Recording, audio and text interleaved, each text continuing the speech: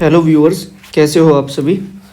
मैं आपको पढ़ा रहा था एनसीईआरटी ज्योग्राफी क्लास 6 की, जो कि हमने यहाँ तक पढ़ ली थी। आपको याद भी होगा शायद, यहाँ तक हमने पढ़ ली थी। और ये ज्योग्राफी की एनसीईआरटी है। मैंने आपको कल ये भी बताया था एनसीईआरटी क्यों ज़रूरी होती है, और मैंने आपको सारा एलेबोरेट करके समझाया था कि ये सारी चीज़ें हमारे ओवरऑल डेवलपमेंट में काम आती हैं। और सारी जब हमें ये सारी चीज़ें पता होती है तो इससे फ़ायदा क्या होता है, जब भी हम कभी भी आगे स्टैंडर्ड बुक पढ़ते हैं तो एनसीईआरटी के बेस से हम उनको अच्छे से समझ पाते हैं कि कॉन्सेप्ट जब क्लियर होते हैं तो कोई भी चीज़ आसानी से समझ आ जाती है। चलो ठीक है ना, अब स्टार्ट करते हैं। अब ध्यान से पढ़ना। आगे का अगर कोई भी प्रॉब्लम हुआ करे, आपको कोई भी प्रॉब्लम हो समझने में या कुछ भी ना समझ आए तो आप कमेंट सेक्शन में कमेंट कर दिया करो, या फिर मैंने आपको जो ग्रुप प्रोवाइड कर रखा है उसी में फीडबैक दे दिया करो, या कुछ भी जो समझ नहीं आया करे वो क्वेश्चंस डाल दिया करो। तो अगली बार जब मैं पढ़ाया करूँगा तो उनको थोड़ा ध्यान में रख के दोबारा से समझा दिया करूँगा। इसीलिए मैं बोल रहा हूँ आप ध्यान से पढ़ा करो। आप थोड़ा बहुत तो ध्यान दोगे तभी आपका कुछ भला होगा, वरना तो क्या ही कर सकता हूँ मैं। चलो स्टार्ट करते हैं। अब यहाँ से मैं पढ़ूँगा स्टार्ट, आप भी साथ साथ पढ़ा करिए जहाँ भी आप बैठा करें, ठीक है। जैसे कि अब मैं यहाँ से पढ़ रहा हूँ, आप ध्यान से पहले पढ़ना और फिर देखना कि मैं इसे समझा कैसे रहा हूँ, उसको ध्यान से समझना, ठीक है। रात के समय चमकते हुए अनगिनत तारे सूर्य के समान ही हैं, ठीक है, लेकिन हमसे बहुत अधिक दूर होने के कारण हम लोग उनकी ऊष्मा या प्रकाश को महसूस नहीं कर सकते या करते हैं, ठीक है। वही बात है, मैं अपने शब्दों में बोल रहा था। तथा वे अत्यंत छोटे दिखाई पड़ते हैं। मैंने आपको बताया है। आप ये समझो, कोई भी तारा जो आपके बिल्कुल नज़दीक होगा, जैसे सूर्य है, तो वो बहुत बड़ा दिखेगा, बहुत ज़्यादा रोशनी देगा और साथ में हीट भी देगा, यानी गर्मी। लेकिन अगर वही तारा बहुत दूर चला जाएगा तो वो ऐसे चमकेगा स्टार की तरह, बिल्कुल छोटा सा। ये जैसे चमक रहा है, ये जैसे चमक रहा है, समझ गए। ये सारे जो भी चमक रहे हैं ये बहुत दूर है, लेकिन ये भी सूर्य की तरह ही हैं, सूरज की तरह ही गर्म है, सूरज की तरह ही बहुत ज़्यादा रोशनी देते हैं, शायद सूरज से भी बड़े बड़े हैं, ठीक है। बस इसीलिए क्योंकि ये बहुत दूर है तो हमें नहीं दिखाई देते, इसीलिए उनकी रोशनी दिखती है बहुत छोटी सी। आपने अवश्य ध्यान दिया होगा कि कुछ दूरी से देखने पर सभी वस्तुएं छोटी दिखाई पड़ती हैं। ये बात तो आपको भी पता होगा, जब दूर से देखोगी कोई भी वस्तु तो वो छोटी तो दिखेगी। तो इसीलिए जब सूरज को देखते हैं वो हमारे नज़दीक ज़्यादा है तो इसीलिए बड़ा दिखता है, और दूर चला जाएगा उससे तो वो भी चमकता हुआ कैसे दिखेगा, बिल्कुल स्टार की तरह छोटा सा चमकता हुआ, समझ गए ना। दूर जाने पर वस्तुएं छोटी होती हैं, तभी हम जब बहुत ऊंची जगह पर चढ़ जाते हैं या किसी बिल्डिंग से ऊपर से नीचे देखते हैं तो हमें जितनी भी वस्तुएं होती है वो उनकी एक्चुअल साइज नहीं दिखती है, वो बहुत छोटे छोटे दिखते हैं। सारे इंसान, सारी वस्तुएं, कार, मोटरसाइकिल सब छोटे छोटे दिखते हैं, समझ आ गया। चलो आगे बढ़ते हैं। अत्यधिक ऊंचाई पर उड़ रहा हवाई जहाज कितना छोटा दिखाई देता है। आप यही बताओ, हवाई जहाज असलियत में कितना बड़ा होता है? बहुत बड़ा होता है, बहुत ही बड़ा होता है। आपके शायद सोच से भी बड़ा होगा। आप ये सोच रहे होगे कि जैसे आप में से अधिकतर लोगों ने सच में नहीं देखा होगा, जैसे कि मैंने भी नहीं देखा, तो बिल्कुल एकदम बिल्कुल पास में जाकर तो नहीं देखा ना। तो जब वो आसमान में उड़ता है तो वो दूर होता है, तो इसलिए कितना छोटा दिखता है, ठीक। आगे बढ़ते हैं। रात्रि में आसमान की ओर देखते समय आप तारों के विभिन्न समूहों को देख सकते हैं। आप पता है, मैं आपको ये जो पढ़ रहा है ना, ये वाली लाइन है, मैं आपको बता रहा हूँ अपने शब्दों में, आप ध्यान से पढ़ना। जैसे जब रात में आप देखते होगे तो आपको स्टार दिखते होंगे बहुत सारे छोटे छोटे, है ना। तो क्या होता है, ये स्टार एक ग्रुप बना लेते हैं और ये सारे एक और ग्रुप होता है, जैसे और एक ग्रुप आ गया तो ये एक दूसरा ग्रुप हो गया, तीसरा एक और ग्रुप आ गया, ये स्टार के ग्रुप है। तो ये सारे मिलकर कुछ ना कुछ एक अलग टाइप का फिगर बना देते हैं। जो ये फिगर होता है ना, वही होता है नक्षत्र मंडल, यही बताया गया है इसमें। अब ध्यान से पढ़ो। रात्रि में आसमान की ओर देखते समय आप तारों के विभिन्न समूहों द्वारा बनाई गई विविध आकृतियों को देख सकते हैं, ठीक। ये नक्षत्र मंडल कहलाते हैं। इतना समझ आ गया। नक्षत्र मंडल को इंग्लिश में बोलते हैं कॉन्स्टेलेशन, ठीक। कॉन्स्टेलेशन, कॉन्स्टेलेशन, ठीक है। आगे देखो, अर्सा मेजर, बिग बियर इसी प्रकार का एक नक्षत्र मंडल है, यानी कॉन्स्टेलेशन है। कॉन्स्टेलेशन पता चल गया ना, कॉन्स्टेलेशन को ही हिंदी में नक्षत्र मंडल बोलते हैं। अभी मैंने बताया नक्षत्र मंडल होता क्या, जब स्टार होते हैं, जैसे एक ये स्टार, एक ये स्टार और एक ये स्टार, ठीक, ये एक ग्रुप हो गया, ये 3 स्टार एक साथ रहते हैं मान लो, और ये 2 स्टार हैं जो एक साथ रहते हैं, और ये अकेला है। तो ये सारे मिलकर क्या बना रहे हैं, ये एक आकृति बना रहे हैं, यानी एक अलग टाइप का शेप बना रहे हैं। जैसे ये ट्राइंगल शेप बना दिया इसने, तो ये क्या कहलाएगा, एक अलग टाइप का क्या कहलाएगा, नक्षत्र मंडल, और इंग्लिश में कॉन्स्टेलेशन। यही बताएगा विभिन्न समूहों द्वारा बनाई गई विविध आकृतियों को देख सकते हैं। ठीक है, आगे बहुत आसानी से पहचान में आने वाला नक्षत्र मंडल कौन सा है पता है? अगर बहुत आसान से आप देखोगे, बहुत आसानी से समझने वाला और बहुत आसानी से दिखने वाला टेलीस्कोप से, तो आप एक पाएंगे, इसका नाम है सप्तऋषि। बहुत आसानी से समझ आ जाता है, ये 7 तारे हैं तो इसलिए दिख जाता है। जैसे कि ये देखो रहा, मैं आपको इसको इरेज करके दिखा देता हूँ ताकि आपको कोई प्रॉब्लम ना हो। ठीक है, जो भी प्रॉब्लम हुआ करे कृपा करके हमें कमेंट सेक्शन में बता दिया करें। ठीक है, और मैं रात में वीडियो इसलिए अपलोड करता हूँ और रिकॉर्ड करता हूँ क्योंकि रात में जो बैकग्राउंड नॉइसेज होती हैं वो सारी बंद हो जाती हैं, इसीलिए आपको क्लियरली सुनाई दे, इसी वजह से रात में मुझे रिकॉर्ड करना पड़ता है। ठीक है, आप आगे देखो, 1 2 3 4 5 6 7 तारे होंगे। ये 7 तारे जो हैं यही साथ में क्या बनाएंगे, सप्तऋषि। और सप्तऋषि संकेत कहाँ करता है, सप्तऋषि के ये जो तारे ये वाले हैं, मैं पेन चेंज कर दे रहा हूँ आपको समझ आ जाए इसलिए, ये रहा, ये जो 2 स्टार हैं, ये वाले 2 स्टार हैं, एक ये, तो इसके अगर आप देखोगे इससे जो होती हुई एक लाइन जाएगी तो क्या कहलाए, जहाँ पर ये रुकेगी तो वो कहाँ पे है, संकेत कहाँ करेगी, वो करेगी ध्रुव तारे से। ठीक है, आगे बढ़ते हैं। सप्त मतलब क्या होता है, 7, और ऋषि मतलब संत, समझ आ गया। यह 7 तारों का समूह है। कितने तारों का समूह है, 7, मैंने गिन के भी दिखाई दे इसीलिए, जो कि नक्षत्र मंडल अर्सा मेजर का भाग है। कौन से नक्षत्र मंडल का भाग है ये सप्तऋषि किसका भाग है, ये जो 7 तारे हैं वो किसके भाग है, ये है अर्सा मेजर, ये रहा अर्सा मेजर। ठीक है, पेन चेंज कर दे रहा हूँ, ध्यान से देखो, पढ़ना भी सीखो साथ साथ, जो भी पढ़ नहीं पाते उनके लिए बोल रहा हूँ। ये रहा अर्सा मेजर। ठीक है, अर्सा मेजर का ही पार्ट होता है सप्तऋषि, जितने भी तारे हैं ये 7 हो। अपने परिवार या पड़ोस में किसी बड़े व्यक्ति से कहिए कि आपको आसमान में और अधिक तारों और ग्रहों तथा नक्षत्र मंडलों को दिखाएं। पूछ कर देखना जरा आसपास। प्राचीन समय में लोग रात्रि में दिशा का निर्धारण कैसे करते होंगे, अब ये बताओ। प्राचीन समय में लोग रात्रि में यानी रात में जब उनको दिशा नहीं दिखती होगी, किधर जाना है किधर नहीं, हवा बंद हो जाती होगी, तो उनको बहुत प्रॉब्लम होती होगी। क्योंकि दिन में क्या होता है, दिन में हम अनुमान लगा सकते हैं कैसे, कि पूरब से सन निकला मान लो किसी जगह पे, तो उसे पता ये पूरब है, तो इसके जस्ट अपोजिट कौन सा हो जाएगा, पश्चिम। समझ आ गया, तो फिर आराम से वो निकाल सकता है कि हाँ ये पूर्व पश्चिम है, ऐसे करके ये उत्तर है ये दक्षिण है, तो उसे पता चल जाएगा। समझ आ गया, उसे आराम से पता चल जाएगा इधर वो जगह उत्तर, इधर वो जगह पश्चिम, वो क्या नाम है दक्षिण। तो अब रात में सूरज तो है नहीं, जब सूरज नहीं है तो वो दिशा का निर्धारण कैसे करे, तो वो किस चीज को देख के बताएगा कि हाँ इधर पूरब है या इधर उत्तर है, तो किसको बताएगा देख के, ये बताएगा ध्रुव तारे को। समझ आ गया, ये प्राचीन समय में लोग रात्रि में दिशा का निर्धारण तारों की सहायता से करते थे। उत्तरी तारा उत्तर दिशा को बताता है, ठीक है, इसका नाम क्या है, ध्रुव तारा। ध्रुव तारा कहाँ होता है, उत्तर में होता है, यानी अगर ये अपनी क्या है पृथ्वी है, इसके जस्ट उत्तर में ऊपर आसमान में यहाँ होगा। क्योंकि वो कितना भी कुछ भी कर ले, कोई सारे तारे बदल जाएंगे लेकिन वो वहीं रहेगा। वो अगर अपने अक्ष पे भी पृथ्वी घूमती है फिर भी नहीं बदलेगा। पृथ्वी घूमती है वेस्ट टू ईस्ट,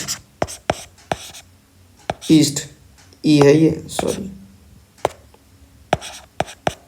वेस्ट मतलब होता है पश्चिम और ईस्ट मतलब होता है पूर्व। ठीक है, पश्चिम से पूर्व की तरफ पृथ्वी अपने अक्ष पर घूमती है। ठीक है, यही बता रहा था, आगे समझो। यह आसमान में हमेशा एक ही स्थान पर रहता है। ध्रुव तारा कहाँ रहता है, एक ही स्थान पर रहता है हमेशा। हम सप्तऋषि की सहायता से ध्रुव तारे की स्थिति को जान सकते हैं। किसकी सहायता से हम जान सकते हैं? सप्तऋषि। अभी मैंने बताया था, फिर भी बता दूंगा। चित्र 1.1 में देखें या देखेंगे। देखो ये रहा, है ना, ये देखो, ये किसकी मदद से हम जान सकते हैं? ध्रुव तारे को। देखो ना, ये एक रहा, एक ये रहा, ये सप्तऋषि है ना। सप्तऋषि की सहायता से हम देख सकते हैं। सप्तऋषि के जो संकेतिक तारे से लाइन होकर जाएगी तो वो कहाँ रुकेगी? वो रुकेगी ध्रुव तारे से। ठीक है, आगे देखो। यह सप्तऋषि किस मंडल के हैं? ये सप्तऋषि किसका जो नक्षत्र मंडल, इसका कौन सा नक्षत्र मंडल है? इसका नक्षत्र मंडल है अर्सा मेजर। ठीक है, किस संकेतिक तारों को आपस में मिलाते हुए एक काल्पनिक रेखा खींची जाए तो एवं उसे आगे की ओर बढ़ाया जाए तो यह ध्रुव तारे की ओर इंगित करेगी। ठीक, आगे। कुछ खगोलीय पिंडों में अपना प्रकाश एवं ऊष्मा नहीं होती, वे तारों के प्रकाश से प्रकाशित होते हैं, ऐसे पिंड ग्रह कहलाते हैं। ठीक, कुछ ऐसे खगोलीय पिंड होते हैं जो खुद से नहीं जलते, जैसे कि पृथ्वी, चंद्रमा, ये खुद से नहीं जल रहे। ये किसकी रोशनी से जलते? ये मैंने कल बताया था, ये सूरज की रोशनी की वजह से चमकते हैं। जैसे आपके कमरे में जब रोशनी नहीं होती होगी तो सारी वस्तुएं धुंधली या काली हो जाती होंगी, है ना, दिखाई नहीं देती हैं। लेकिन जैसे ही लाइट जलाते होगे या बल्ब को जैसे ही करंट मिलता होगा तो वो जलता होगा। जैसे ही वो जलता होगा तो उसकी रोशनी से सारी चीज़ें चमकने लगती हैं। उसी प्रकार सूरज की रोशनी से या सूरज की रोशनी से निकलने वाला प्रकाश इन सारी वस्तुओं को दृश्यमान कर देता है, यानी देखने योग्य कर देता है। समझ आ गया? आगे देखो। कुछ खगोलीय पिंड ऐसे होते हैं जिनके पास अपनी प्रकाश एवं ऊष्मा नहीं होती, उनको ग्रह कहते हैं। ग्रह के पास वैसे भी नहीं होती, ग्रह तो दूसरे से ही लेगा ना, तभी तो पृथ्वी ग्रह है। तारा होता तो हम इस पर रह कैसे पाते? ये तो जलने लगता ना, तो हम सारे जल जाते पहले ही। ग्रह, जिसे अंग्रेजी में प्लेनेट कहते हैं। ग्रह को इंग्लिश में क्या बोलते हैं? ग्रह को इंग्लिश में प्लेनेट बोलते हैं।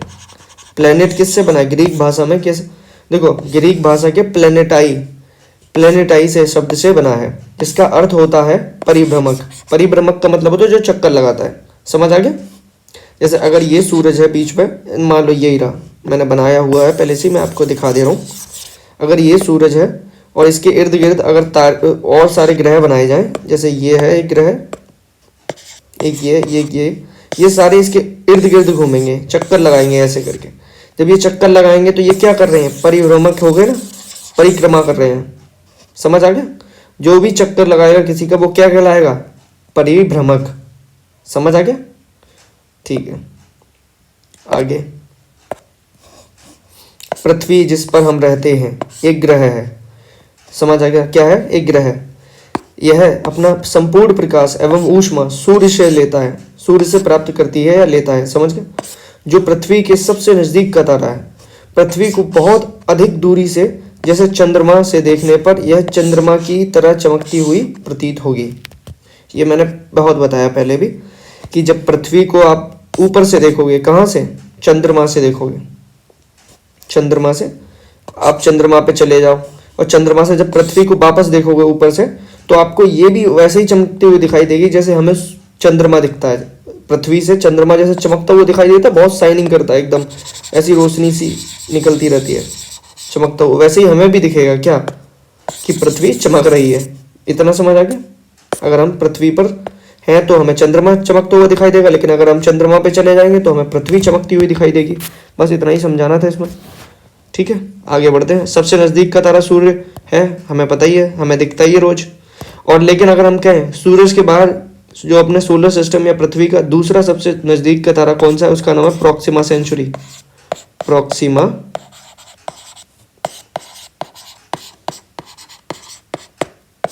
ठीक है, आगे चलते हैं। ये आ गया आपका एक डायग्राम, और इसको मैं थोड़ा सा समझाऊंगा। थोड़ा सा इमेज है, इसको ध्यान से पढ़ना। आप अपने हिसाब से रोटेट कर लेना अपना फ़ोन। चलो अब देखते हैं। मैं इसमें ब्लू पेन यूज़ करूँगा। जैसे मान लो ये क्या है, ये सूरज है, ये मैं ड्रॉ कर रहा हूँ। इसके सबसे नज़दीक का कौन सा ग्रह है? बुध, फिर शुक्र, फिर पृथ्वी। ये तीसरे नंबर पे कौन सी है? पृथ्वी। ये नीली नीली से क्यों है? क्योंकि इस पर पानी बहुत है। ये क्या है? मंगल ग्रह। और ये है शुद्ध ग्रह की पट्टी। शुद्ध ग्रह की पट्टी का मतलब होता है एस्ट्रॉयड बेल्ट। एस्ट्रॉयड घूम रही है, बहुत छोटे छोटे हैं। ये देखो, ऐसे कण हैं छोटे छोटे, पत्थर है, मतलब बहुत बड़े बड़े पत्थर हैं। हो सकता है एक गांव गांव के बराबर के पत्थर हो जो घूम रहे हैं, चारों तरफ घूम रहे हैं। किसके चारों तरफ? ये सूरज के चारों तरफ चक्कर लगा रहे हैं। ठीक, आगे इसकी कौन है? शुद्ध ग्रह की पट्टी के आगे है जुपिटर यानी बृहस्पति, फिर कौन है? शनि। और इसको यहाँ हिंदी में लिखा है यूरेनस, लेकिन इसको अरुण कहते हैं, अरुण, इसको कहते हैं वरुण, वरुण। ठीक, इतना समझ गया ना? बस बहुत है। सूरज के आसपास कितने ग्रह घूमते हैं? 8 ग्रह। नाम क्या है उनका? बुध, शुक्र, पृथ्वी, मंगल, बृहस्पति, शनि, अरुण, वरुण। ठीक, इंग्लिश में बोले मरकरी, वीनस, अर्थ, मार्स, जुपिटर, सैटर्न, यूरेनस, और लास्ट में कौन सा है? नेपच्यून। ठीक है, अब इनके हिसाब से मैं अभी इसको कुछ और भी बताने वाला, इसमें यही नहीं है और भी है, सुनो। अगर शुद्ध ग्रह की पट्टी के आप इधर देखोगे, इधर कितने ग्रह हैं? शुद्ध ग्रह की पट्टी के पहले कितने ग्रह हैं? 4 ग्रह हैं। उनका नाम क्या है? बुध। ठीक, फिर क्या है? शुक्र, ये मैं रेड पेन से मार्क करूंगा। ठीक, ये कौन सा है? बुध। ये कौन सा है? शुक्र। ये पृथ्वी और ये मंगल। तुम्हें पता है ये 4 ग्रहों की क्या विशेषता है, क्या खासियत क्या है? इनकी खासियत ये है कि ये ऐसे ग्रह हैं जो पार्थिव है। पार्थिव का मतलब होता है जो ग्रह इन पर हम पैर रख सकते हैं, आराम से चल सकते हैं, क्योंकि इसमें कौन सी एक परत है? वो है लिथोस्फीयर की एक परत है। समझ आ गया? ये पत्थरों से बने हैं, मिलकर पत्थरों से बने हैं। आपको ये समझ आ गया? ठीक है। और इन शुद्ध ग्रह के आगे वाले जितने भी ग्रह हैं ये बड़े भी दिख रहे हैं आपको, लेकिन ये बड़े तो हैं लेकिन ये गैस से बने हैं। ये गैसियस प्लैनेट बोलते हैं इनको इंग्लिश में, यानी ये गैसीय ग्रह हैं। इन पे आप पैर तो रखेंगे लेकिन आपके पैर के एकदम ठोस जैसी जमीन जैसे पृथ्वी पर है, ये 4 ग्रह पे जो शुद्ध ग्रह से पहले हैं, लेकिन इन चारों पर ऐसी जमीन नहीं है। समझ आ गया? ये तभी इतने बड़े हैं क्योंकि गैस के प्रभाव, गैस का सीधा सा काम क्या है? गैस फैलती है। जब ये गैस फैलेगी तो ये बड़े तो दिखेंगे ना। गैस का एक सामान्य सा गुण है कि वो फैलेगी, तो इसीलिए ये गैस जो बड़े हो गए हैं ये, क्योंकि इनके अंदर जो गैस है वो फैली हुई दिखती है, इसीलिए हमें बड़े दिखते हैं। इन पे लिथोस्फीयर की परत नहीं है, इसी वजह से ये पार्थिव ग्रह नहीं कहलाते। ये कौन से हैं? ये गैसीय ग्रह हैं।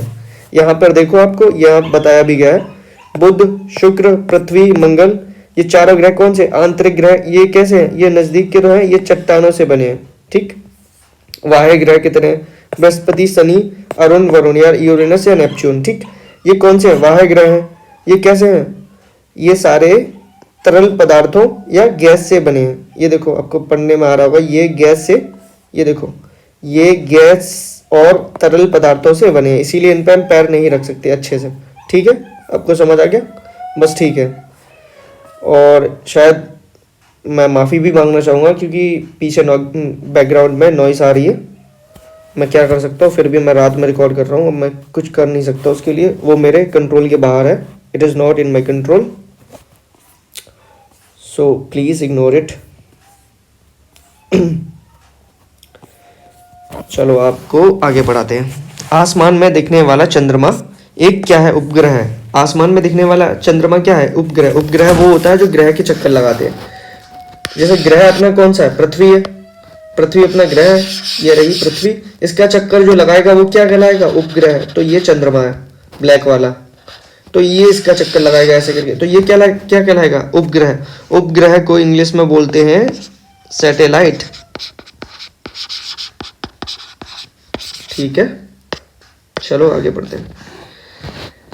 यह हमारी पृथ्वी का सहचर। सहचर का मतलब होता है जो साथ में रहता है, इसके चारों ओर चक्कर लगाता है। हमारी पृथ्वी के समान 7 अन्य ग्रह हैं जो सूरज के या सूर्य के प्रकाश एवं ऊष्मा, सूर्य से प्रकाश एवं ऊष्मा प्राप्त करते हैं या उसका चक्कर भी लगाते हैं, तभी तो चक्कर लगाते हैं। ग्रेविटेशन पुल इतना हाई है ना किसका? सूर्य का, कि वो इन 8 ग्रहों को अपने आपस में बांधे रखता है। समझ आया? इसमें एक फोर्स आता है, उसका नाम होता है सेंट्रीफ्यूगल फोर्स। अब वो आगे मैं बताऊंगा कैसे काम करता है वो। इधर ग्रेविटेशन फोर्स लगता है, जैसे कि ये है ये है अपना सूर्य और ये कोई ग्रह घूम रहा है, ये ऐसे करके जब घूमेगा तो ये सेंट्रीफ्यूगल फोर्स से ये इधर निकलना चाहेगा, लेकिन ग्रेविटेशन इधर खींच लेगी, ग्रेविटी इधर खींच लेगी, तो ये यहीं रह जाता है, इसीलिए ये ऐसे ही चक्कर लगाता रहेगा। समझ आ गया? अब मैं एक्सपेरिमेंट करके यहाँ नहीं दिखा सकता, सामने तो हो नहीं तुम, वरना मैं आपको एग्जाम्पल और तरीके से देता। ठीक है, आप और आगे पढ़ते हैं। तो आपको ये समझ है, पृथ्वी के समान ही और अन्य 7 ग्रह हैं जो सूर्य से प्रकाश एवं ऊष्मा को प्राप्त करते हैं हमारी तरह। ठीक है, जैसे हम रोशनी को कहाँ से लेते हैं, हम सूर्य से लेते हैं। प्रकाश कहाँ से लेते हैं हम दिन में, सूर्य से लेते हैं। ऐसे ही 8 ग्रह और हैं, उनके नाम को आपको पता ही होगा। बुध, शुक्र, पृथ्वी तो हम खुद ही रहते पृथ्वी पर, बृहस्पति, जैसे कि मंगल, समझ आ गया होगा। ये सारे ग्रह कैसे हैं, ये सारे ग्रह भी सूरज से अपनी रोशनी या ऊष्मा को प्राप्त करते हैं। ठीक है, सौरमंडल आगे पढ़ाते हैं आपको सौरमंडल के बारे में। सौरमंडल के बारे में आप ध्यान से पढ़ना, ये थोड़ा ज़्यादा इम्पोर्टेंट है। सूर्य, 8 ग्रह, उपग्रह, कुछ अन्य खगोलीय पिंड जैसे शुद्ध ग्रह की पट्टी या शुद्ध ग्रह, उल्का पिंड मिलकर क्या बनाते हैं, सौरमंडल। सौरमंडल समझ गए। सौरमंडल को कल मैंने समझाया था, सौरमंडल को इंग्लिश में बोलते हैं सोलर सिस्टम। ठीक है, सोलर सिस्टम किसे बोलते हैं, सौरमंडल को सोलर सिस्टम भी बोलते हैं। तो सोलर सिस्टम कैसे बना, मैंने कल समझाया था, फिर भी आज थोड़ा सा ध्यान देना।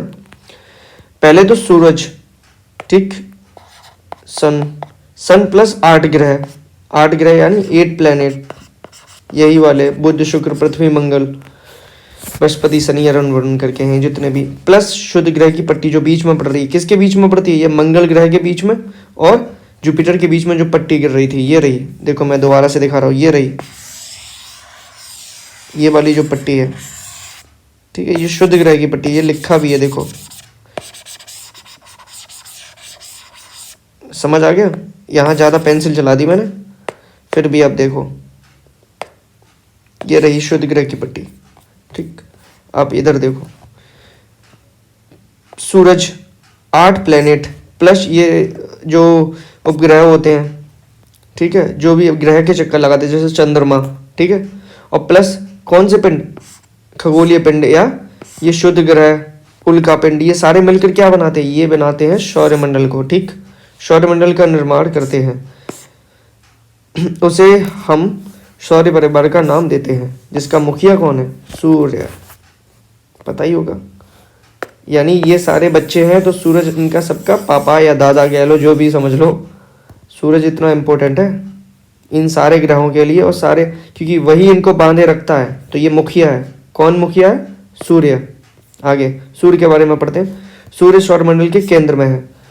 ठीक, यह बहुत बड़ा है, अत्यधिक गर्म गैसों से बना है। ठीक, इसका खिंचाव बल इससे सौरमंडल को बांधे रखता है। सूर्य सौरमंडल के लिए प्रकाश ऊष्मा का एकमात्र स्रोत है, लेकिन हम इसकी अत्यधिक तेज ऊष्मा को महसूस नहीं करते। ठीक है, क्योंकि सबसे नज़दीक का तारा होने के बावजूद यह हमसे बहुत दूर है। सूर्य पृथ्वी से लगभग 15 करोड़ किलोमीटर, समझ आया क्या, 15 करोड़ किलोमीटर है, फिर भी हमें इतनी गर्मी लगती है। सूर्य कहाँ है, सूर्य सोलर सिस्टम में बीच में स्थित है, यानी सूरज बिल्कुल बीच में स्थित है और सारे ग्रह इसके आसपास घूमते हैं। तो बीच में कौन हो गया, समझ ही गए होगे ना। अगर इतने छोटे हो तो मैं क्या ही कर सकता हूँ, फिर भी देखो ये सूरज है, अगर ये ग्रह बनाऊंगा 1 2 3 4 ऐसे ही सारे बना दूं, तो ये सारे ऐसे ही घूमेंगे ना, ऐसे ही घूमेंगे। तो ऐसे घूमेंगे तो बीच में कौन हो गया, ये रहा बीच में। बीच में कौन है, बीच में हो गया सूरज, तो इसीलिए इसमें लिखा है सूर्य केंद्र में स्थित है। देखो ये रहा लिखा है ना, केंद्र में स्थित है। ये बहुत बड़ा भी है और गर्म गैसों से बना है, तभी तो ये गर्मी देता है, वरना ये गर्मी कैसे देता। अगर ये बड़ा नहीं होता और गर्म गैसों से नहीं बनता तो ये जलता भी नहीं, और जलता नहीं तो रोशनी भी नहीं होती, और रोशनी नहीं होती तो हम शायद देख ही नहीं पाते, और गर्मी नहीं आती तो हम जिंदा भी नहीं होते, कोई भी नहीं होता। सारी गर्मी से, तो इसकी एनर्जी से ही सारा कुछ चल रहा है। ठीक है, जब ये एनर्जी प्रोड्यूस करता है या बाहर इमिट करता है, तो जितने भी पेड़ पौधे होते हैं वो कार्बन डाइऑक्साइड को यूज करके क्या करते हैं, ऑक्सीजन को बाहर रिलीज करते हैं, जो कि हम लेते हैं, जीवन के लिए बहुत ही ज़्यादा ज़रूरी है। और जो उसमें से क्या होता है, वो क्रिया करके, जल के साथ क्रिया करके वो कार्बोहाइड्रेट बना देता है। ठीक है, तो अल्टीमेटली हमें जो भी ये सारी क्रिया के लिए ज़रूरी क्या था, रोशनी। और रोशनी कहाँ से आई, सूर्य से। ठीक है, सूर्य ही एक ऐसा एकमात्र जरिया है जिससे हमें रोशनी के साथ साथ सारी एनर्जी मिलती है, बस इतना समझ लो। और कितनी दूर है? 15 करोड़ किलोमीटर दूर है। कौन? सूर्य, पृथ्वी से। फिर भी इतनी गर्मी लगती है। जून जुलाई में तो आपको पता ही होगा क्या हाल होता है। ग्रह के बारे में अब पढ़ो, ठीक। ग्रह, हमारे सौरमंडल में 8 ग्रह हैं। सूरज से या सूर्य से दूरी के अनुसार वे कैसे हैं? बुध, शुक्र, पृथ्वी, मंगल, बृहस्पति, शनि, अरुण, वरुण, ठीक है। इनको इंग्लिश में कैसे पढ़ेंगे? इसको इंग्लिश में याद करने की ये ट्रिक है। My very efficient mother just served us nuts. यानी एम से क्या होगा? मरकरी, वी से वीनस, ई से अर्थ, एम से मार्स, और जे से जुपिटर, एस से सैटर्न, यू से यूरेनस, एन से नेपच्यून, ठीक।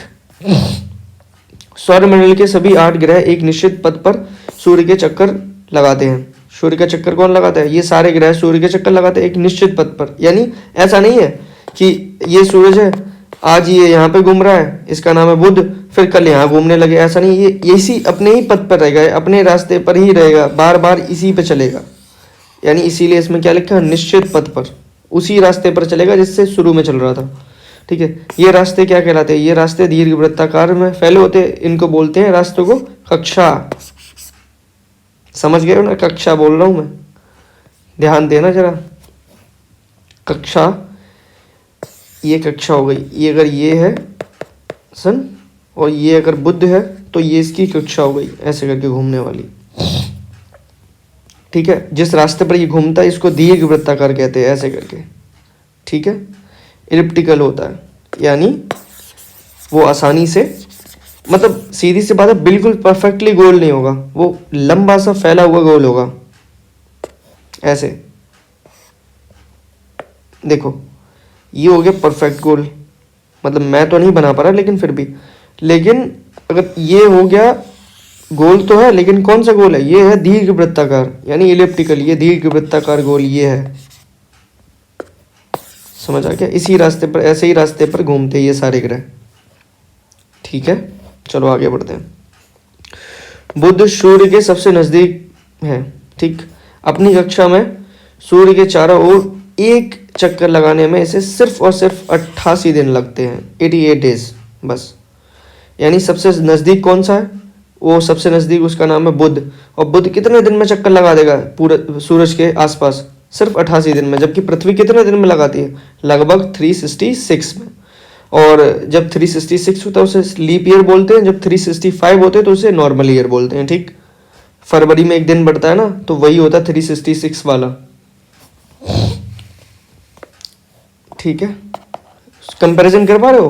पृथ्वी को घूमने में कितना टाइम लग गया? 365 दिन। और वहीं इस बुध ग्रह को कितना दिन लगा? सिर्फ 88 दिन। तो जब तक पृथ्वी इतने चक्कर लगाई तब तक ये 4 बार घूम चुका होगा। एक चक्कर लगाएगी पृथ्वी अपना सूरज के आसपास, तब तक ये 4 बार घूम चुका होगा आसपास, समझ गए? लगभग 4 बार घूम गया होगा।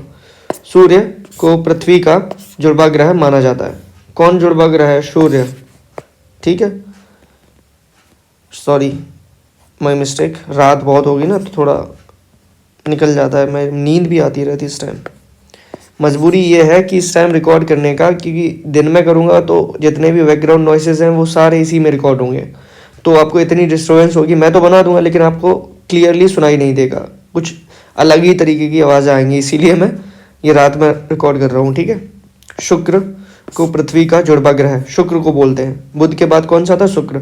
तो शुक्र पृथ्वी का कैसा है? जुड़वा ग्रह है, यानी भैया ही समझ लो, या जुड़वा ग्रह है तो भाई ही समझ लो, भाई या बहन। क्योंकि इसका आकार और आकृति लगभग पृथ्वी के ही समान है। जैसे अगर इतनी बड़ी पृथ्वी है तो इतना ही बड़ा लगभग कौन है? शुक्र। इसीलिए इसको जुड़वा बोल देते हैं। जुड़वा का मतलब ही जानते हो, एक जैसे दिखने वाले, इसका आकार और आकृति दोनों ही एक जैसी हो, बस यही होता है जुड़वा ग्रह।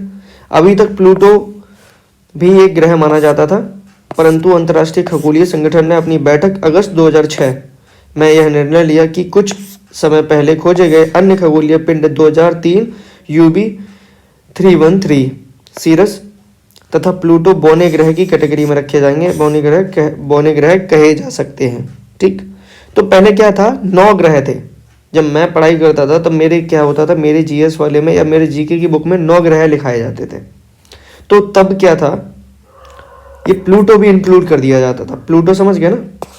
ये 9वां ग्रह, यानी ये नेपच्यून के बाद आता था प्लूटो, लेकिन अब ये ग्रह नहीं है, अब इसको हटा दिया। एक मीटिंग हुई थी, बैठक हुई थी, एक कॉन्फ्रेंस, जो कॉन्फ्रेंस हुई थी वो अगस्त 2006 में हुई थी। उसमें ये निर्णय लिया गया, अंतर्राष्ट्रीय खगोलीय संगठन था, उन्होंने ये निर्णय लिया उस बैठक में कि अब हम क्या करेंगे, सीरस और प्लूटो को बौने ग्रह की कैटेगरी से, सॉरी वो ग्रह की कैटेगरी से हटा देंगे। ठीक है, खगोलीय पिंड और भी थे, जैसे कि 2003 UV 313 सीरस, और ये प्लूटो ग्रह था पहले, लेकिन अब नहीं है। अब इसको क्या बोलते हैं, बौने ग्रह। ये ग्रह नहीं है, ये बौने ग्रह की कैटेगरी में डाल दिया गया। ठीक, पृथ्वी के बारे में पढ़ते हैं। जरा मैं एक बार टाइम को चेक कर लूँ, कितना रिकॉर्ड हो गया वीडियो। सॉरी, इसमें नहीं पता चलेगा, चलो छोड़ो, कोई बात नहीं। कोई डिस्टरबेंस हो तो कृपा करके आप एक ईयरफोन ले लेना, या जो भी आप इंस्ट्रूमेंट यूज़ कर सकते हो वो कर लेना, ताकि आपको जो भी मेरी आवाज़ थोड़ी कम आए या कुछ और बैकग्राउंड नॉइसेस आए तो उसको थोड़ा सा मैनेज करने के लिए आप थोड़ा तो यूज़ कर ही सकते हो ना ये सब।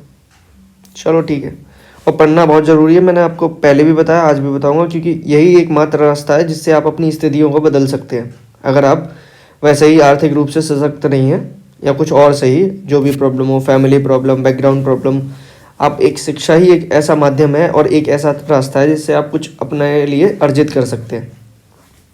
ठीक है ना। वैसे भी क्या ही बोलूँ, अब इतना लेक्चर वेक्चर देने के बाद अच्छा नहीं लगता, फिर भी मैं पढ़ाना चाहूँगा आगे, आप खुद ही समझ जाओगे एक दिन। पृथ्वी के बारे में पढ़ाता हूँ। सूर्य से दूरी के हिसाब से पृथ्वी तीसरा ग्रह है। ठीक, आकार में यह पांचवा ग्रह है, पांचवा सबसे बड़ा ग्रह है। यह ध्रुवों के पास थोड़ी चपटी है, यही कारण है इसके आकार को क्या कहते हैं, भूआव। ठीक है, जियोइड शेप की है। ठीक है ना। इसको इंग्लिश में भूआव को जियोइड बोलते हैं। भूआव का अर्थ होता है पृथ्वी के समान आकार। तो पृथ्वी के बारे में आपको ये पता चल गया ना, पृथ्वी किस नंबर पे आती है, पृथ्वी तीसरे नंबर पे आती है। ये है सूरज, बुध शुक्र पृथ्वी किस नंबर पे आई, तीसरे नंबर पर। तो यही इसमें लिखा है, सूर्य से दूरी के हिसाब से पृथ्वी तीसरा ग्रह है। आकार में कौन सा है, आकार में पांचवा सबसे बड़ा ग्रह है, यानी इससे चार और बड़े ग्रह हैं। समझिए कि वो चार कौन से बड़े ग्रह हैं, वही बड़े ग्रह हैं जो गैसियस है। तो आप इससे ही समझ लो ना, इतना तो दिमाग होगा ही जो ये यूज़ कर सको कि हाँ क्या बोल रहा हूँ मैं। ठीक है, चलो आपको कुछ दिन में इंग्लिश की क्लासेस भी स्टार्ट कर दूंगा मैं, मिलेंगी आपको इसी चैनल पे। ठीक है, इसमें मैं ग्रामर को सही से बताऊंगा, फ्री ऑफ कॉस्ट होगा, टेंशन लेने की ज़रूरत नहीं है, आराम से पढ़ो बस। ठीक है, बस इस पर मैं मैथ नहीं पढ़ाऊंगा, मैथ मैं अपनी ऑफलाइन क्लासेस में ही दूंगा। ठीक है, आने वाले समय में हो सकता है कि मैं मैथ भी डालूं, लेकिन अभी हाल फिलहाल में ऐसा कोई प्लान नहीं है मेरा। जीवन के लिए अनुकूल परिस्थितियां संभवतः केवल पृथ्वी पर ही पाई जाती हैं। पृथ्वी ना तो अधिक गर्म है और ना ही अधिक ठंडी। यहाँ पानी, वायु उपस्थित है जो हमारे जीवन के लिए आवश्यक है। वायु में जीवन के लिए आवश्यक गैसें हैं, ठीक है, जैसे कि ऑक्सीजन मौजूद है। इन्हीं कारणों से पृथ्वी सौरमंडल का सबसे अद्भुत ग्रह है। इतना समझ आ गया, पृथ्वी पर जीवन के लिए क्या है, अनुकूलित वातावरण है, यानी अनुकूल परिस्थितियां हैं। ये देखो लिखा, अनुकूल परिस्थितियां। अनुकूल परिस्थितियां हैं तभी तो हम रह पाते हैं। अनुकूल परिस्थितियां मतलब क्या है, इससे अनुकूल परिस्थितियों का मतलब है कि जैसे कि वायु में ऑक्सीजन है, अगर ऑक्सीजन नहीं होती तो हम जिंदा नहीं रहते। पानी है, पानी की वजह से सारे पेड़ पौधे, इंसान, जानवर सारे रह पाते हैं। समझ गए हो ना, क्रियाएं कर पाते हैं अपनी। तो ये सारी स्थितियों की वजह से, ये सारी परिस्थितियों की वजह से जीवन कहाँ संभव हुआ, इसीलिए पृथ्वी पर संभव हुआ। यही हम पढ़ रहे थे पृथ्वी के बारे में। पृथ्वी पर जीने के लायक सारी चीज़ें हैं, जैसे कि पानी, वायु, सारी चीज़ें हैं ही, तो आप समझ ही जाओ। जमीन है जिस पे आप पैर रख सकते हो, खेती कर सकते हो। अंतरिक्ष से देखने पर पृथ्वी नीली रंग की दिखाई पड़ती है, क्योंकि इसके 2/3 सतह पर क्या है, पानी है। ठीक है, यानी अगर ये रहा, क्या है ये, अगर ये है पृथ्वी और ये 3 हिस्से कर देता हूँ मैं, 1 2 3, तो इसके 2/3 यानी ये दोनों इस हिस्से पे क्या है, पानी, तो अधिकतर ये कैसे दिखेगा, नीला ही दिखेगा ना, तो इसीलिए ये नीले रंग की दिखाई देती। 2/3 का मतलब ये होता है 3 खाने में से 2। ठीक है, चलो चंद्रमा, चंद्रमा के बारे में आप पढ़ते हैं, फिर उसके बाद थोड़ा सा हो सकेगा तो मैं थोड़ा सा और पढ़ा दूंगा। चलो आज खत्म ही कर देता हूँ मैं। चंद्रमा पृथ्वी के पास केवल, जैसे कि सॉरी एक सेकेंड, हाँ चंद्रमा के बारे में पढ़ा रहा हूँ। हमारी पृथ्वी के पास केवल एक उपग्रह है, यानी एक ही सैटेलाइट है, उसका नाम है चंद्रमा। इसका व्यास पृथ्वी के व्यास का केवल 1/4 है। कम व्यास है तभी तो ये घूम पाता है ना। यह इतना बड़ा इसलिए प्रतीत होता है क्योंकि यह हमारे ग्रह के अन्य खगोलीय पिंडों की अपेक्षा नज़दीक है। समझ आ गया ना। यह हमसे लगभग कितने दूर है, पृथ्वी, एक सेकेंड देखो, चंद्रमा पृथ्वी से कितनी दूर है, यह है 3,84,400 किलोमीटर दूर है। अब आप पृथ्वी से सूर्य और चंद्रमा की दूरियों की तुलना कर सकते हैं। तो सूर्य कितनी दूर है, सूर्य है 15 करोड़ किलोमीटर दूर, करोड़ और लगा है, ठीक है ना। ये सिर्फ लाख में, ये कितने लाख है, 3,84,400 किलोमीटर दूर। जो ज़्यादा दूर होगा वो छोटा दिखेगा और जो ज़्यादा नज़दीक होगा वो बड़ा दिखेगा। तो नज़दीक कौन है, नज़दीक ज़्यादा है चंद्रमा, तो इसीलिए चंद्रमा थोड़ा बड़ा दिखता है। हालांकि तुम सूर्य को देख नहीं पाते इसीलिए तुम्हें लगता है कि वो बड़ा है, लेकिन कंपैरिजन टू अगर ये मून देखोगे तो वो छोटा दिखेगा। समझ आ गया, क्योंकि वो बड़ा नहीं है, छोटा है, चंद्रमा बड़ा दिखता है। पूर्णिमा को देखना जरा, तब आपको पता चलेगा। लेकिन हकीकत में कौन बड़ा है आपको भी पता है, सूर्य बहुत बड़ा है। चलो आगे बढ़ते हैं, पढ़ना भी है तो है आज। ये देखो ये देखो ये देखो, रॉकेट का प्रक्षेपण, रॉकेट यहाँ से उड़ा, फिर आकाश में पहुँच गया। आकाश में कौन से मंडल में, ये मंडल तो पता ही होगा ना आपको, वायुमंडल, वायुमंडल में पहुँच गया। तो वहाँ से क्या हो गया, ये वाला जो रॉकेट इसे ले जाने वाला काम था वो गिर गया नीचे। बाकी ये जो सैटेलाइट थी वो खुल गई और ऐसे करके यहाँ से घूमने लगी। अब ये कौन से कक्षा में घूम रही है, ये एक ऐसे फोर्स की वजह से घूम रही है। एक तो इसके पास ग्रेविटेशन पुल है और ऊपर सेंट्रीफ्यूगल पुल है। तो सेंट्रीफ्यूगल फोर्स से इधर भागना चाह रही है और ग्रेविटेशन फोर्स से इधर, यानी गुरुत्वीय बल से इधर घूमना चाह रही है और गिरना चाह रही है नीचे। लेकिन क्या होगा, गति के कारण, और ये बाहर भी घूमना जा रही सेंट्रीफ्यूगल फोर्स, तो ये बीच में अटक जाती है, इसीलिए ऐसे इर्द गिर्द घूमती रहती है सैटेलाइट। ये वो सैटेलाइट नहीं है चंद्रमा की तरह, ये है आर्टिफिशियल, यानी इंसान का बनाया हुआ। चंद्रमा इंसान ने नहीं बनाया था, है ये भी सैटेलाइट, चंद्रमा भी सैटेलाइट है और ये भी सैटेलाइट है जो रॉकेट से जाता है। लेकिन इन दोनों में फर्क क्या है, फर्क ये है कि ये इंसान ने बनाया और ये अपने आप बन गया। सैटेलाइट का मतलब तो जानते होगे ना, जो ग्रह के चक्कर लगाता है। ग्रह के चक्कर अगर आप लगाने लगोगे तो शायद मैं कह नहीं सकता, लेकिन कोई भी चीज़ अगर ग्रह के चक्कर लगाने लगेगी तो वो सैटेलाइट ही कहलाई जाएगी, ठीक है।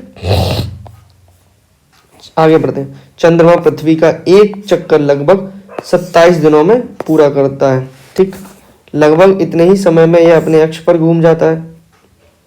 इसी वजह से क्या होता है कि हमें एक ही साइड दिखती है। इसके परिणाम स्वरूप होता क्या है, पृथ्वी से हमें चंद्रमा का केवल एक ही भाग दिखाई पड़ता है, ठीक। इतना पढ़ लिया, आगे बढ़ते हैं।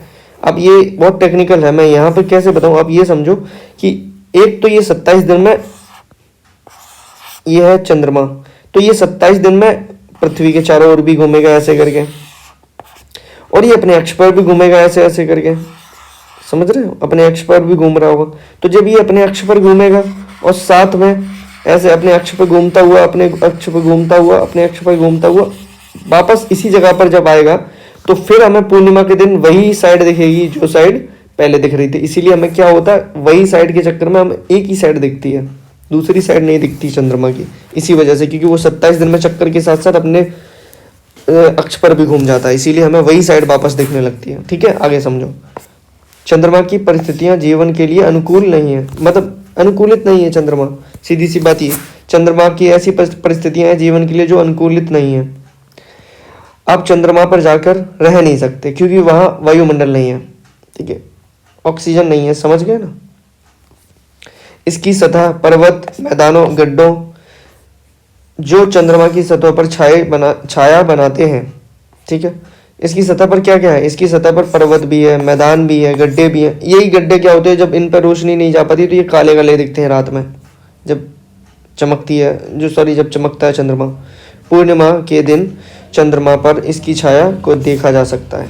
पूर्णिमा के दिन आप देखना, आपको काले काले धब्बे दिखाई देंगे, वही गड्ढे होंगे जिस पर रोशनी सूरज की नहीं पहुंच पाई होगी, इसीलिए वो काले काले दिखते हैं। शुद्ध ग्रह कौन से होते हैं, ये आगे पढ़ लो, एस्ट्रॉयड बोलते हैं।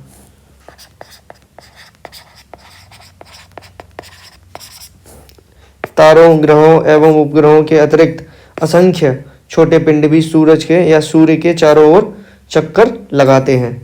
इन पिंडों को शुद्ध ग्रह कहते हैं। अभी मैंने बताया था थोड़ी देर पहले, ये मंगल एवं बृहस्पति, ये तो आपको दिखाया भी था। अब पीछे थोड़ा सा देख लेना, थोड़ी एफर्ट मारो।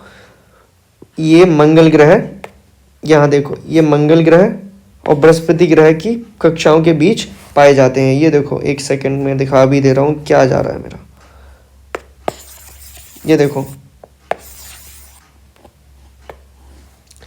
ये मंगल ग्रह, ये है बृहस्पति ग्रह, इसके बीच में है ना शुद्ध ग्रह की पट्टी, यही इसमें लिखा है, देखो ध्यान से देखना। ये मंगल ग्रह और बृहस्पति की कक्षाओं के बीच पाए जाते हैं। चित्र 1.2 में देख सकते हो, दिखाया भी था। ये देखो, ये ऐसा होता है शुद्ध ग्रह, बहुत बड़ा पत्थर सा, यही घूमते हैं। जब ये अपनी कक्ष से बाहर निकल जाते हैं तो ये उल्कापिंड की तरह जलने लगते हैं और उल्कापिंड कहलाते हैं। फिर पृथ्वी पर टकरा सकते हैं, किसी अन्य ग्रह पर गिर सकते हैं। ठीक, आगे बढ़ते हैं। वैज्ञानिकों के अनुसार शुद्ध ग्रह के ही भाग होते हैं जो कि बहुत वर्ष पहले विस्फोट के बाद ग्रहों से टूटकर अलग हो जाते हैं। यानी ये भी पहले पत्थर जो अलग अलग हुए छोटे छोटे, ये छोटे नहीं थे, ये पहले एक ग्रह के हिस्सा हुआ करते थे, लेकिन कुछ कारण की वजह से टूट गए। जब ये टूट गए तो ये घूमने लगे आसपास, समझ गए। तो ये सारे ग्रहों के ही हिस्से हैं, लेकिन ये टूट जाते हैं, टूट के पत्थर, छोटे छोटे पत्थर हो जाते हैं, कंपैरिजन टू अर्थ छोटे हो जाते हैं। लेकिन फिर भी मैं बताऊंगा, ये शुद्ध ग्रह जो होते हैं ये भी बहुत बहुत बड़े होते हैं, एक एक गांव के बराबर भी हो सकते हैं। ठीक है, एक एक दो दो घर के बराबर हो सकते हैं, बहुत बहुत बड़े, कुछ कुछ तो बहुत बड़े होते हैं। आगे, उल्कापिंड, सूर्य के चारों ओर चक्कर लगाने वाले पत्थरों के छोटे छोटे टुकड़ों को उल्कापिंड कहते हैं। अब सूर्य के आसपास चक्कर लगाते हैं। कभी कभी ये उल्कापिंड पृथ्वी के इतने नज़दीक आ जाते हैं कि इनकी प्रवृत्ति पृथ्वी पर गिरने की होती है। मैंने अभी आपको बताया था, जब शुद्ध ग्रह बाहर निकल जाते हैं तो मोस्टली क्या होता है, ये गिरने लगते हैं। ठीक, और गिरने कैसे लगेंगे, क्योंकि ग्रेविटेशन फोर्स इन्हें अपनी तरफ खींचेगी। जैसे सन की ग्रेविटेशन फोर्स अपनी तरफ खींचेगी, अगर सन ने नहीं खींचा तो ये पृथ्वी अपनी तरफ खींच लेगी किसको, उल्कापिंड को। तो ये जलता हुआ आएगा और गिर भी जाएगा। बहुत बड़ा होगा तो जल नहीं पाएगा, तो नीचे गिर जाएगा। बहुत बड़ा धमाका, भूकंप, ये सब होगा। इस प्रक्रिया के दौरान वायु के साथ घर्षण होने के कारण गर्म होकर जल जाते हैं। ठीक, फलस्वरूप चमकदार प्रकाश उत्पन्न होता है। कभी कभी कोई उल्का पूरी तरह जल नहीं पाता तो क्या होगा, सीधे पृथ्वी पर गिरता है और जो गड्ढा क्रिएट कर देगा या कुछ और सही। क्या आपने तारे वाले खुले आकाश में एक ओर से दूसरी ओर तक फैली चौड़ी सफ़ेद पट्टी की तरह एक चमकदार रास्ते को देखा है? इसमें एक क्वेश्चन डाल दिया इनने, एनसीईआरटी तो ऐसा ही करती है। अब ये देखो, क्या आपने ऐसा देखा, ये वाली फिगर कभी देखी है आसमान में? ये आप एकदम जहाँ पोल्यूशन फ्री है वायुमंडल, वहाँ आप ये देख सकते हैं, क्योंकि ये क्या है, यही है मिल्की वे गैलेक्सी, यानी आकाश गंगा। ठीक है ना, इसमें क्या बोले, खुले आकाश में एक ओर से दूसरी ओर तक फैली चौड़ी सफ़ेद पट्टी। देखो, यहाँ से यहाँ तक फैली चौड़ी पट्टी है ना, सफ़ेद पट्टी, ये क्या है, यही आकाश गंगा है। ये लाखों तारों का समूह है, बहुत सारे तारे, सूरज के समान ही ऐसे ही चमकने वाले ये बहुत तारे हैं। ये छोटे छोटे दिख रहे हैं, ये सारे चमकती हुए वस्तुएं सारे तारे हैं। ये पट्टी आकाश गंगा मिल्की वे है। ठीक, हमारा सौरमंडल इसी आकाश गंगा का एक भाग है, यानी हम कुछ नहीं, हम इसी आकाश गंगा में रहते हैं। यानी अगर हम कहें तो सारे ग्रहों का पापा कौन है, सारे ग्रहों का पापा है सूरज। तो सारे सूरज और जितने भी छोटे छोटे चंद्रमा हैं और जितने छोटे छोटे तारे हैं, ये जितने ग्रह हैं छोटे छोटे हैं, ये जो भी है, ये सारे, इन सब के पापा कौन है, इन सब का पापा या मम्मी, जो भी समझ लो, मुझे जेंडर नहीं पता इनका। तो ये है आकाशगंगा, ठीक। इनकी माँ समझ लो, ठीक। तो आप यही समझ लो, इतनी बड़ी है आकाशगंगा। आगे देखो,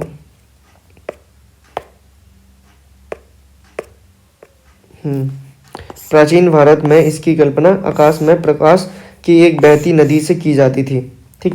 इसी प्रकार इसका नाम आकाशगंगा पड़ा था। पहले लोग सोचते होंगे कि यहाँ आकाश में एक नहर या नदी जा रही है जो रोशनी वाली नदी है, इसीलिए इसका नाम ही आकाशगंगा पड़ गया, आकाश में बहने वाली गंगा, ठीक है। करोड़ों तारों, बादलों, गैसों की एक प्रणाली है। इस प्रकार की लाखों आकाशगंगाएं मिलकर क्या बनाती है? ब्रह्मांड।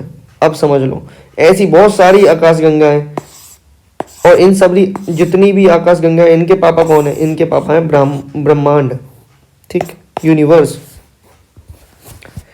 ब्रह्मांड की विशालता की कल्पना करनी अत्यधिक कठिन है। वैज्ञानिक अभी भी इसके बारे में अधिक से अधिक जानकारी एकत्र करने में जुटे हैं।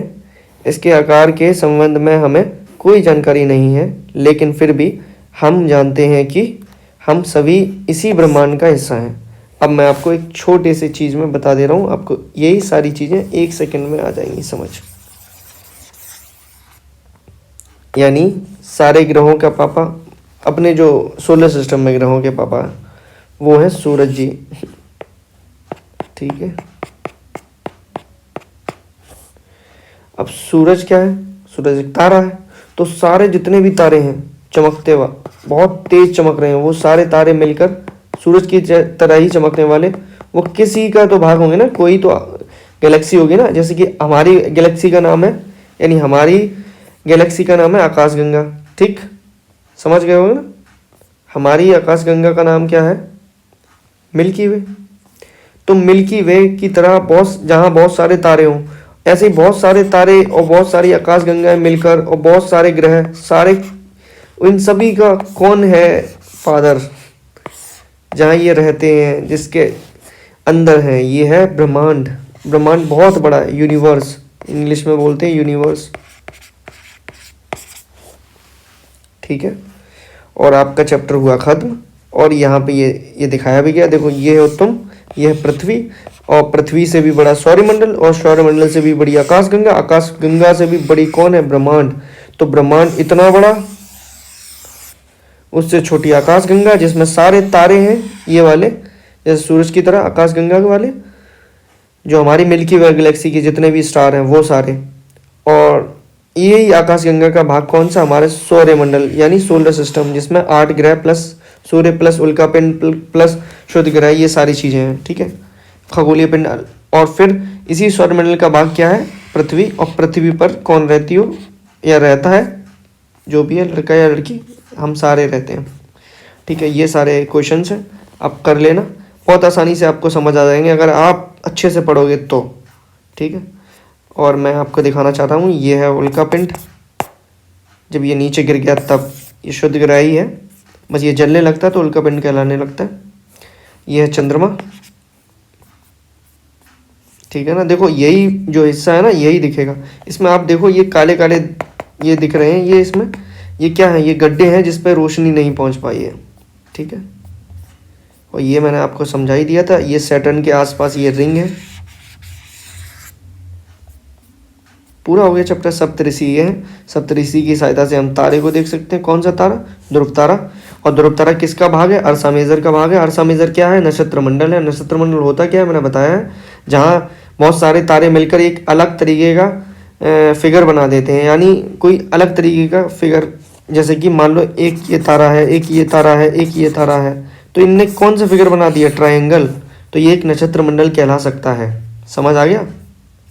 बहुत सारे तारे, उनके बहुत सारे तारे अपना एक समूह बनाएंगे, और बहुत सारे समूह मिलकर एक तरीके का एक आकृति बनाएंगे, यानी एक फिगर बनाएंगे। ऐसा ही कुछ जो मैंने अभी बनाया था।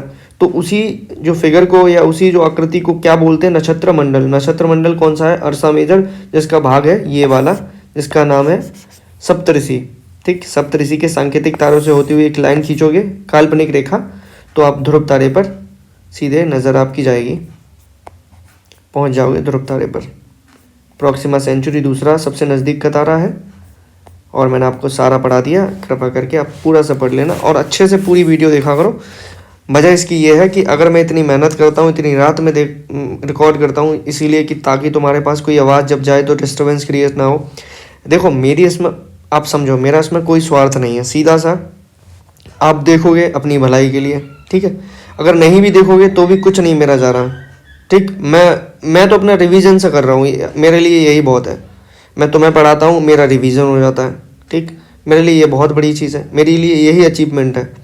लेकिन आपके लिए क्या हो सकता है, आप अभी से इतने ज़्यादा समझदार बन जाओगे, आपको इतनी अच्छी ज्योग्राफी आ जाएगी, इतने अच्छे सारी एनसीईआरटीज़ आ जाएंगी कि आप जब भी एग्ज़ाम कोई दोगे फ्यूचर में, या हाल फिलहाल में कोई भी एग्ज़ाम दोगे, या अपने क्लास में सबसे ज़्यादा उस सब्जेक्ट में जो मैं पढ़ा चुका हूँ उसमें बहुत सारा आपके पास पहले से ही ज्ञान होगा। वो भी वो ज्ञान नहीं जो बस किताबों वाला, तो मैं आपको व्यवहारिक ज्ञान देता हूँ। इसमें समझाता हूँ, डायग्राम बना बना के ऐसे ड्रॉ कर करके समझाता हूँ, ऐसा होता है, ऐसा होता है, ऐसे करके सब समझाता हूँ।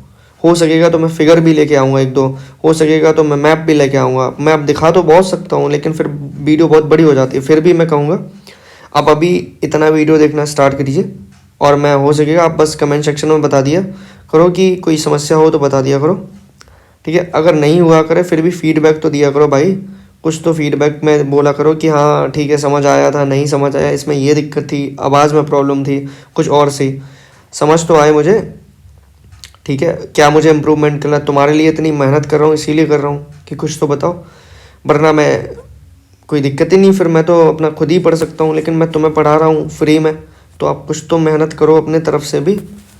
चलो ठीक है ना, आज के लिए इतना ही। Bye bye, have a nice day, जय हिंद।